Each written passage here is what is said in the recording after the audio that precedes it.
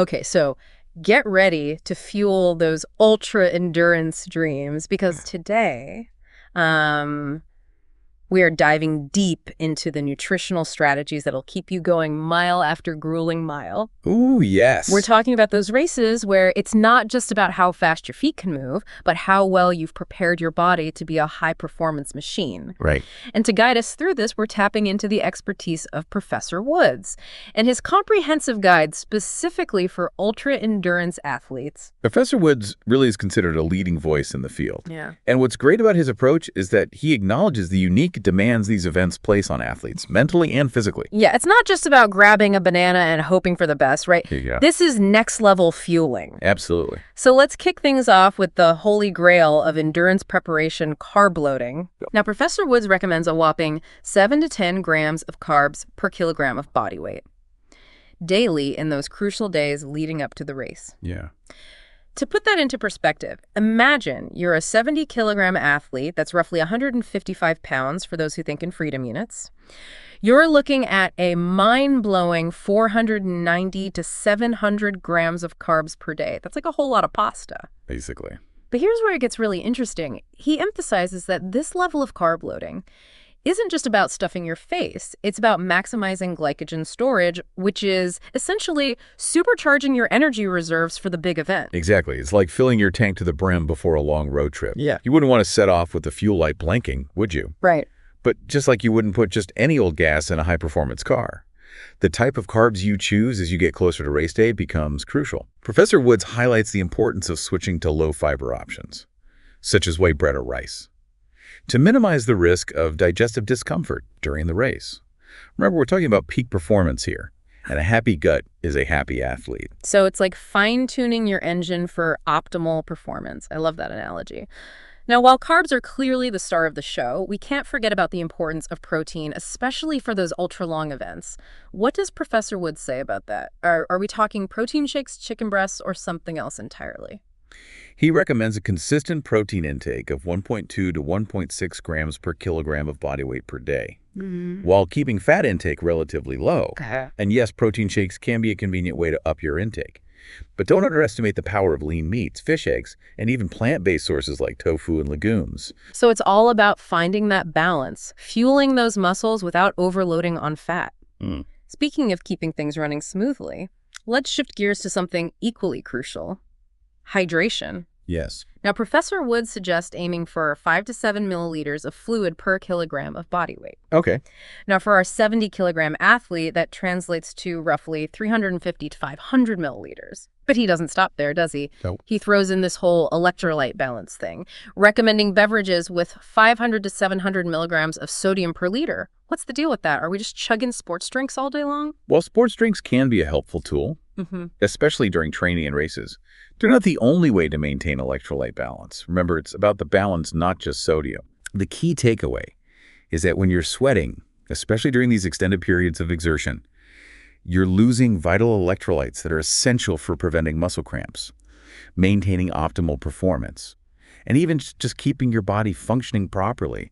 Sodium is just one piece of that puzzle. So it's not as simple as guzzling down gallons of water. We need those electrolytes to replace what we're losing through sweat. But how do we know if we're hitting that sweet spot? How can athletes monitor their hydration levels effectively? That's where paying attention to your body becomes crucial. And one of the simplest yet most effective indicators is monitoring your urine color. Ideally, you're aiming for a pale yellow color. Okay, while we're all about getting real here, I'm not sure I'm ready to start comparing pee shades, but I get your point. It's about those visual cues that tell us what's going on inside our bodies. So, pale yellow, got it. But let's move on to something a little more appetizing, shall we? Let's talk about that crucial pre-race meal. We've carb-loaded like champions, we're hydrated and in tune with our electrolyte balance. But what's the final fuel up before we toe the starting line? What does Professor Woods recommend for that last meal? Professor Woods suggests aiming for a meal that provides 2 to 4 grams of carbohydrates per kilogram of body weight.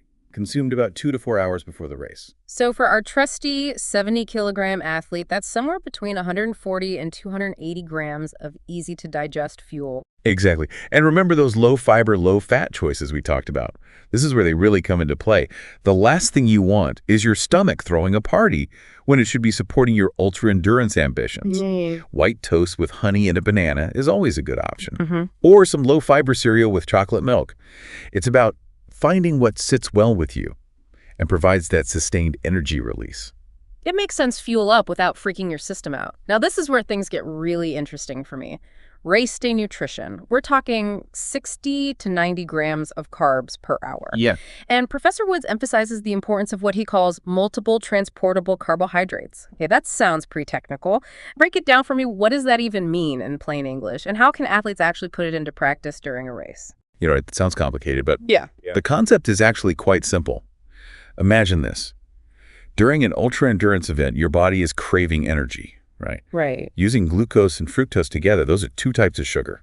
It's like having two delivery routes instead of one, ensuring your muscles get the fuel they need faster and more efficiently. It's about optimizing energy delivery when every second counts. So it's all about outsmarting our bodies with a bit of science-backed strategy. I like it. But where do we even get these magical transportable carbohydrates during a race? Is it all energy gels and sugary drinks? While sports drinks and gels often combine glucose and fructose, you can also find this dynamic duo in real food. Ripe bananas are a classic choice.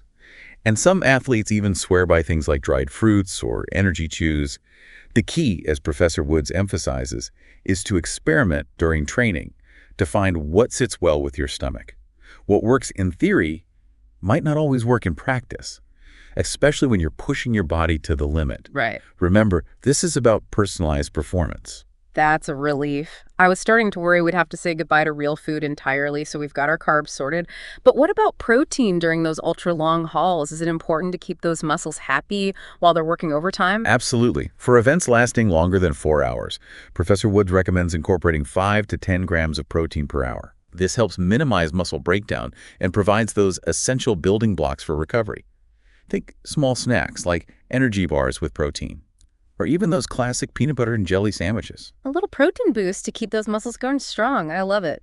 And of course, we can't forget about hydration during the race. It's easy to get caught up in the excitement and forget to drink. But Professor Woods reminds us just how crucial it is to stay on top of our fluid intake. He suggests aiming for 400 to 800 milliliters per hour, which seems like quite a wide range. What factors influence an athlete's individual hydration needs during an ultra-endurance event? You're right, it is a wide range. And that's because so many factors come into play. Heat and humidity play a significant role, as does your individual sweat rate. Some people naturally sweat more than others, and those individual differences can have a big impact on how much fluid you need to replenish. And let's not forget about the intensity and duration of the event itself. The longer and tougher the race, the more crucial hydration becomes. It makes sense that there's no one-size-fits-all answer when it comes to hydration. We've got to listen to our bodies and adjust accordingly. You know, this whole conversation about fueling strategies makes me realize how easy it is to get caught up in the numbers. Grams of carbs, milliliters of water. But Professor Woods dedicates a whole section to preventing GI issues. And I think that's something that often gets overlooked. You're absolutely right. Preventing GI distress is paramount in ultra-endurance events. And Professor Woods highlights a simple yet powerful concept. Practicing your race day nutrition during training is just as crucial as practicing your pace. Oh, interesting. It's like training your gut to handle the demands of the event. That's a game changer. So it's not just about what we eat, but how our bodies respond to it, especially during those intense efforts. Tell me more about this gut training concept. What's the science behind it? And how can athletes incorporate it into their training routines effectively? So gut training, basically, it's not just about getting used to the volume of food. It's about optimizing our gut microbiome. That's the trillions of bacteria living in our gut that play a crucial role in digestion and nutrient absorption. By systematically introducing our race day nutrition during training, we're essentially nurturing a microbiome that's primed for ultra-endurance performance. Really? It's fascinating stuff. It's incredible how much we're learning about the interconnectedness of our bodies, isn't it? It's not just about legs and lungs. It's about fine-tuning every system for optimal performance. Well, as always, this deep dive has been incredibly insightful, but more importantly, it's given our listeners practical science-backed strategies they can use to fuel their ultra-endurance dreams. Before we let you go, let's recap those key takeaways. The importance of pre-race carb loading, understanding electrolyte balance and hydration, the power of multiple transportable carbohydrates during the race, and of course the golden rule, test everything during training. Absolutely. And let's not forget the importance of those personalized plans and the fascinating world of gut training. These are game changers for athletes looking to take their performance to the next level. Ultimately, it all comes down to listening to your body, paying attention to those individual cues, and fine-tuning your strategy based on what works best for you. It's not just about following a one-size-fits-all plan. It's about becoming an expert in your own body. Professor Wood's guide provides an excellent foundation, but it's up to each athlete to take that knowledge and personalize it for their unique needs. Exactly. And remember, even elite athletes are constantly learning, adapting, and refining their strategies. It's a journey of continuous improvement. Well said. And on that note, I'll leave our listeners with this final thought. You've mastered the physical fueling, but what about the mental game? What strategies will you use to stay motivated, focused, and mentally sharp when those miles start to feel endless? Because as we all know, ultra-endurance is just as much a mental challenge as it is a physical one. That's something to ponder as you embark on your next ultra-endurance adventure. Until next time, happy training. And keep exploring those limits.